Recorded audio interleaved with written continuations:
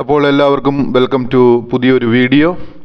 അപ്പോൾ chapter 6 classification അല്ലെങ്കിൽ വർഗീകരണം എന്ന ആ ചാപ്റ്ററിൻ്റെ വൺ വേർഡ് സെക്ടർ അല്ലെങ്കിൽ ഷോർട്ട് ആൻസർ സെക്ഷനിലേക്കാണ് നമ്മൾ പോകുന്നത്. ഒന്നാമത്തെ ചോദ്യമായിട്ട് നമ്മളിവിടെ ചോദിക്കുന്നത് how archaebacteria differ from other bacteria, എങ്ങനെയാണ് ആർക്കി ബാക്ടീരിയ മറ്റ് ബാക്ടീരിയകളിൽ നിന്ന് വ്യത്യാസപ്പെട്ടിരിക്കുന്നത് എന്നാണ് ചോദ്യം ഇരിക്കുന്നത്. Okay, archaebacteria differ from other bacteria in their, അതായത് ആർക്കി ബാക്ടീരിയ മറ്റ് ബാക്ടീരിയകളിൽ നിന്നും വ്യത്യാസപ്പെട്ടിരിക്കുന്നു ഇൻ ഡെയർ അവരുടെ താഴെ പറയുന്ന കാര്യങ്ങളിലൊക്കെയാണ്. ഒന്ന്, സെൽ വാൾ, അതായത് കോശഭിത്തിയിൽ അവ വ്യത്യാസപ്പെട്ടിരിക്കുന്നു. രണ്ടാമതായിട്ട് സെൽ മെംബ്രെയിൻ, അതായത് കോശസ്തരത്തിൽ അവ വ്യത്യാസപ്പെട്ടിരിക്കുന്നു. മൂന്നാമതായിട്ട് പ്രോട്ടീൻ സിന്തസിസ്, അതായത് പ്രോട്ടീൻ്റെ ഉൽപ്പാദനത്തിലും വ്യത്യാസപ്പെട്ടിരിക്കുന്നു. ഓക്കെ, അപ്പോൾ ആർക്കി ബാക്ടീരിയ എങ്ങനെയാണ് ഡിഫറൻസ് ആയിരിക്കുന്നത് അല്ലെങ്കിൽ വ്യത്യാസപ്പെട്ടിരിക്കുന്നത് എന്ന് നിങ്ങൾക്ക് മനസ്സിലായെന്ന് വിചാരിക്കുന്നു. ഇനി രണ്ടാമതായിട്ട് തന്നിരിക്കുന്ന short answer question, what kind of situation archaebacteria can overcome, ഏത് തരത്തിലുള്ള സിറ്റുവേഷനാണ് അല്ലെങ്കിൽ സാഹചര്യങ്ങളാണ് ആർക്കി ബാക്ടീരിയയ്ക്ക് ഓവർകം, അതായത് അതിജീവിക്കുവാനായിട്ട് സാധിക്കുന്നത്, ബാക്ടീരിയയ്ക്ക് അതിജീവിക്കുവാനായിട്ട് സാധിക്കുന്ന കണ്ടീഷനുകൾ ഏതെല്ലാമാണെന്നാണ് ചോദിച്ചിരിക്കുന്നത്. ഓക്കെ, അതിന് ഉത്തരമായിട്ട് നമുക്ക് എഴുതാം archaebacteria can overcome any adverse situation, അതായത് ആർക്കി ബാക്ടീരിയയ്ക്ക് ഏത് തരത്തിലുള്ള പ്രയാസമുള്ള സിറ്റുവേഷനിലും ഓവർകം ചെയ്യുവാനായിട്ട് സാധിക്കും എന്നാണ് പറഞ്ഞിരിക്കുന്നത്. മൂന്നാമതായിട്ട് which is the oldest living organism on earth, അതായത് നമ്മളോട് ചോദിച്ചിരിക്കുന്നത് ഭൂമിയിലെ ഏറ്റവും പ്രായം കൂടിയ ജീവജാലം ഏതാണ് എന്നാണ് ചോദിച്ചിരിക്കുന്നത്. ഓക്കെ, അപ്പം നമുക്കതിന് ഉത്തരമായിട്ട് എഴുതാം archaebacterias are the oldest living organism on earth, അതായത് ആർക്കി ബാക്ടീരിയകളാണ് ഭൂമിയിലെ ഏറ്റവും പ്രായം കൂടിയ ജീവജാലം എന്നാണ് ഇവിടെ പറഞ്ഞിരിക്കുന്നത്. ഇനി നാലാമത്തെ ചോദ്യം, why archaebacterias are classified as bacteria, എന്തുകൊണ്ടാണ് ആർക്കി ബാക്ടീരിയയെ ബാക്ടീരിയയായിട്ട് തരംതിരിച്ചിരിക്കുന്നത് എന്നാണ് ഇവിടെ ചോദിച്ചിരിക്കുന്നത്. Archaebacterias are classified as bacteria because ആർക്കി ബാക്ടീരിയകളെ ക്ലാസിഫൈ ചെയ്തിരിക്കുന്നു അല്ലെങ്കിൽ തരംതിരിച്ചിരിക്കുന്നു ആസ് ബാക്ടീരിയയായിട്ട് ബിക്കോസ് അതിൻ്റെ കാരണം എന്തെന്നാൽ അവ റിസംബിൾ ബാക്ടീരിയ അണ്ടർ മൈക്രോസ്കോപ്പ്, അതായത് അവ ബാക്ടീരിയയെ പോലെ തന്നെ ഇരിക്കുകയാണ് എവിടെ, മൈക്രോസ്കോപ്പിൽ കൂടെ അവയെ നിരീക്ഷിക്കുന്ന സമയത്ത്. അപ്പോൾ ആക്റ്റീവ് ബാക്ടീരിയയുടെ പ്രത്യേകത എന്താണ്, അവ മൈക്രോസ്കോപ്പിൽ കൂടി നമ്മൾ നിരീക്ഷിക്കുമ്പോൾ അവ എങ്ങനെയാണ് ഇരിക്കുന്നത്, ആ ആക്റ്റീവ് ബാക്ടീരിയകൾ ഇരിക്കുന്നത് ബാക്ടീരിയ പോലെ തന്നെയാണ് എന്നുള്ള കാര്യം നമ്മൾ മനസ്സിലാക്കുക. ഓക്കെ, അടുത്തതായിട്ട് അഞ്ചാമത്തെ ചോദ്യം, what helps active bacteria to survive extreme environment, എന്താണ് ബാക്ടീരിയയെ വളരെ ബുദ്ധിമുട്ടുള്ള സാഹചര്യങ്ങൾ ചുറ്റുപാടുകളിലും സർവൈവ് ചെയ്യാൻ നിലനിൽക്കുവാനായിട്ട് അല്ലെങ്കിൽ ജീവിക്കുവാനായിട്ട് സാധിക്കുന്നു, എന്ത് ആക്റ്റീവ് ബാക്ടീരിയയെ എന്ത് ചെയ്യുന്നു, സഹായിക്കുന്നു, എന്നതിനു വേണ്ടി ഏറ്റവും പ്രയാസമുള്ള ആ ചുറ്റുപാടുകളിലും ആക്റ്റീവ് ബാക്ടീരിയയ്ക്ക് എന്താണ് ഏറ്റവും പ്രതികൂലമായിട്ടുള്ള സാഹചര്യങ്ങളും ആക്റ്റീവ് ബാക്ടീരിയയ്ക്ക് സർവൈവ് ചെയ്യുവാനായിട്ട് അല്ലെങ്കിൽ ജീവിക്കുവാനായിട്ട് സാധിക്കുന്നതിൻ്റെ കാരണം എന്താണ്, അല്ലെങ്കിൽ അങ്ങനെ തരണം ചെയ്യുന്നതിൻ്റെ കാരണം എന്താണ് എന്നാണ് ചോദിച്ചിരിക്കുന്നത്. ഓക്കെ, അതിൻ്റെ കാരണം പറയുകയാണെങ്കിൽ active bacteria have A unique cell wall, അതായത് ആക്റ്റീവ് ബാക്ടീരിയയ്ക്ക് അതിൻ്റേതായ രീതിയിൽ, അതായത് ഒരു പ്രത്യേക തരത്തിലുള്ള അത് മറ്റൊന്നിനുമില്ലാത്ത ഒരു തരത്തിലുള്ള ഒരു സെൽ വാളുണ്ട്, അതായത് കോശഭിത്തിയുണ്ട് എന്തിന്, ആർക്കി ബാക്ടീരിയയ്ക്ക്. ഓക്കെ, ഒരു unique cell wall സ്ട്രക്ചറാണുള്ളത്.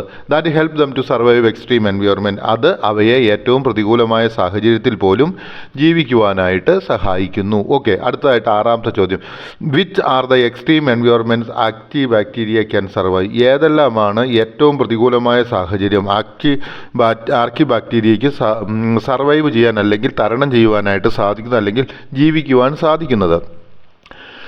Extreme environment active bacteria can survive are hot spring, അതായത് വളരെ പ്രതികൂലമായ അവസ്ഥ അല്ലെങ്കിൽ ഏറ്റവും ബുദ്ധിമുട്ടുള്ള ആക്റ്റീവ് ബാക്ടീരിയയ്ക്ക് ജീവിക്കാൻ പറ്റുന്ന സ്ഥലം, അതായത് മറ്റുള്ള ജീവജാലങ്ങളിൽ ജീവിക്കാൻ സാധിക്കാതെ ആക്റ്റീവ് ബാക്ടീരിയയ്ക്ക് മാത്രം ജീവിക്കാൻ പറ്റുന്ന സ്ഥലങ്ങൾ ഏതൊക്കെയാണെന്ന് പറഞ്ഞിരിക്കുന്നത്.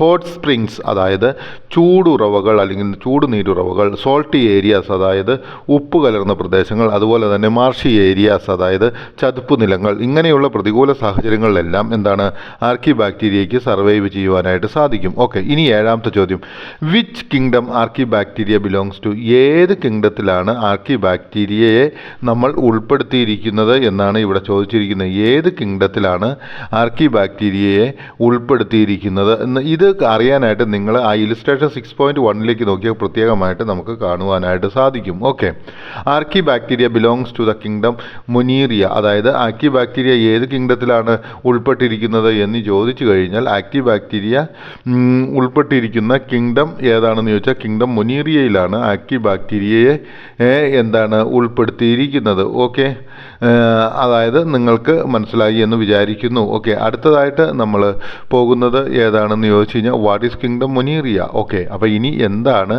കിങ്ഡം മൊനീറിയ എന്നുള്ളതാണ് നമ്മളോട് ചോദിക്കുന്നത്. Monera is a historically a biological kingdom that is made up of prokaryotes. അതായത് കിങ്ഡം മൊനീറിയ എന്ന് പറഞ്ഞാൽ ചരിത്രപരമായിട്ട് അത് ഒരു ബയോളജിക്കൽ ജീവശാസ്ത്രപരമായിട്ടുള്ള ഒരു കൂട്ടം ജീവജാലങ്ങളാണ്. That is made up of prokaryotes. ആ ജീവജാലങ്ങളുടെ ആ കിങ്ഡത്തിലുള്ള ജീവജാലങ്ങളുടെ പ്രത്യേകത എന്താണെന്ന് ചോദിച്ചാൽ അവ നിർമ്മിക്കപ്പെട്ടിരിക്കുന്ന അല്ലെങ്കിൽ അവയിൽ എന്താണ് കാണുവാനായിട്ട് സാധിക്കുന്നത്, പ്രൊക്രിയേറ്റസ് കാണുവാനായിട്ട് സാധിക്കും. അപ്പോൾ what is the speciality of the creatures of kingdom Monera എന്ന് ചോദിച്ചാൽ നമുക്ക് പറയാം ദേ ആർ പ്രൊക്രിയോട്ടസ്. അഥവാ പ്രൊക്രിയോട്ടസ് ആയതുകൊണ്ടാണ് അതിൻ്റെ പ്രത്യേകത.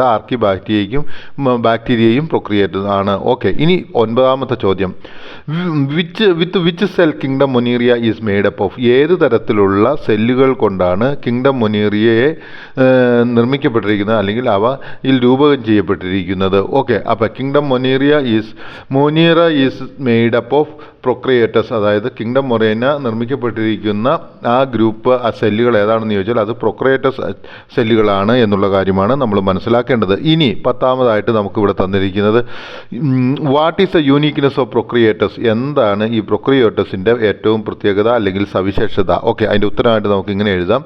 പ്രൊക്രിയേറ്റസ് are composed of single celled organisms that lack nucleus. അതായത് പ്രൊക്രിയേറ്റസ് എന്ന് വെച്ച് കഴിഞ്ഞാൽ ഏകകോശ ജീവികളാണ്. പിന്നെ അവയിലുള്ളൊരു പ്രത്യേകത എന്താണെന്ന് ചോദിച്ചാൽ അവയ്ക്ക് ന്യൂക്ലിയസ് ഇല്ല എന്നുള്ളതാണ്. അപ്പോൾ prokaryotes are composed of single celled organisms. അതായത് പ്രൊക്രിയേറ്റസ് എന്ന് പറയുന്നത് ഏകകോശ ജീവിയാണ്. That lack nucleus. അവയ്ക്ക് ന്യൂക്ലിയസ് ഇല്ല എന്നുള്ളതും ഒരു പ്രത്യേകതയാണ്. ഓക്കെ, ഇനി 11ാമതായിട്ട് പറഞ്ഞിരിക്കുന്നത് identify organisms and understanding their characteristics lead to the addition and updation in classification method. Okay, അപ്പോൾ എന്താണ് ക്ലാസിഫിക്കേഷൻ മെത്തേഡിലെ അപ്ഡേഷനും അഡീഷനും കാരണമായി തീരുന്നത് എന്നാണ് ചോദിച്ചിരിക്കുന്നത്. ഓക്കെ, അപ്പോൾ നമുക്ക് പറയാം ഐഡൻറ്റിഫൈയിങ് അതായത് തിരിച്ചറിയുന്നതും എന്തിനെ ഓർഗാനിസത്തെയും ആൻഡ് അണ്ടർസ്റ്റാൻഡിങ് അതുപോലെ തന്നെ അവയെ മനസ്സിലാക്കുന്നു. എന്തെല്ലാം അവയുടെ ദെയർ ക്യാരക്ടറിസ്റ്റിക്സ് അവയുടെ സ്വഭാവങ്ങൾ ലീഡ്സ് ടു അത് നമ്മളെ നയിക്കുന്നു എന്തിലേക്ക് അഡീഷൻ അതായത് കൂട്ടിച്ചേർക്കലുകളും അപ്ഡേഷൻ പുരോഗമിപ്പിക്കലും ക്ലാസിഫിക്കേഷൻ അതായത് വർഗീകരിക്കുന്നതിനും എന്താണ് മെത്തേഡ്. അപ്പോൾ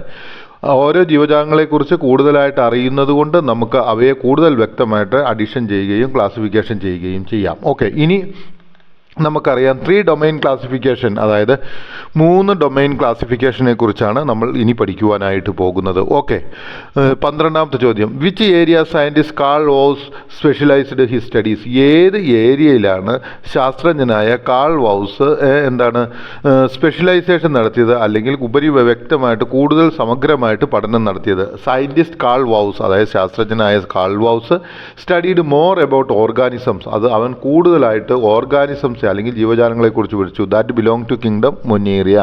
അവ ഏത് കിങ്ഡം മൊനീറിയ എന്നുള്ള ആ കിങ്ഡത്തിലുള്ള ജീവജാലങ്ങളെക്കുറിച്ച് സയൻറ്റിസ്റ്റ് കാൾ വൗസ് വളരെ നന്നായിട്ട് പഠിച്ചു അല്ലെങ്കിൽ കൂടുതൽ സമഗ്രമായിട്ട് പഠിച്ചു എന്നുള്ളതാണ് നമ്മൾ മനസ്സിലാക്കേണ്ടത്. ഇനി 13ാമത്തെ ചോദ്യം through his studies what scientist Carl Woese realised. എന്താണ് സയൻറ്റിസ്റ്റ് കാൾ വൗസ് തൻ്റെ പഠനത്തിലൂടെ തിരിച്ചറിഞ്ഞത് എന്നുള്ളതാണ് നമ്മളോട് ചോദ്യം. ത്രൂ സയൻറ്റിഫിക് ഒബ്സർവേഷൻ അതായത് ശാസ്ത്രീയമായ നിരീക്ഷണത്തിലൂടെ കാൾ വൗസ് റിയലൈസ്ഡ് തിരിച്ചറിഞ്ഞു ദാറ്റ് ദ മൈക്രോ ഓർഗാനിസം. അത് എന്താണ് തിരിച്ചറിഞ്ഞതെന്ന് വെച്ചാൽ മൈക്രോ ഓർഗാനിസം അല്ലെങ്കിൽ സൂക്ഷ്മജീവികൾ that belongs to kingdom Monera. അതായത് സൂക്ഷ്മജീവികൾ കിങ്ഡം മൊനേറയിലെ ഉൾപ്പെട്ടിരിക്കുന്ന സൂക്ഷ്മജീവികൾ ആർ ഡിസ്റ്റൻറ്റ് ഫ്രം ബാക്ടീരിയ. അവ ബാക്ടീരിയയിൽ നിന്നും വ്യത്യാസപ്പെട്ടിരിക്കുന്നു എന്നുള്ളതാണ് കാൾ വൗസ് അദ്ദേഹത്തിൻ്റെ പഠനത്തിലൂടെ തിരിച്ചറിഞ്ഞ ഒരു കാര്യം. ഓക്കെ, അപ്പോൾ നമുക്കറിയാം കിങ്ഡം മൊനേറയിലുള്ള ജീവജാലങ്ങളിൽ നിന്നും ബാക്ടീരിയ വ്യത്യാസപ്പെട്ടിരിക്കുന്നു എന്നുള്ളതാണ് സയൻറ്റിസ്റ്റ് ആയിരിക്കുന്ന കാൾ വൗസ് തൻ്റെ പഠനത്തിലൂടെ തിരിച്ചറിഞ്ഞ ഒരു കാര്യം. എനിക്ക് തോന്നുന്നു ഇത്രയും നിങ്ങൾക്ക് മനസ്സിലായെന്ന്. Now we will go to another video.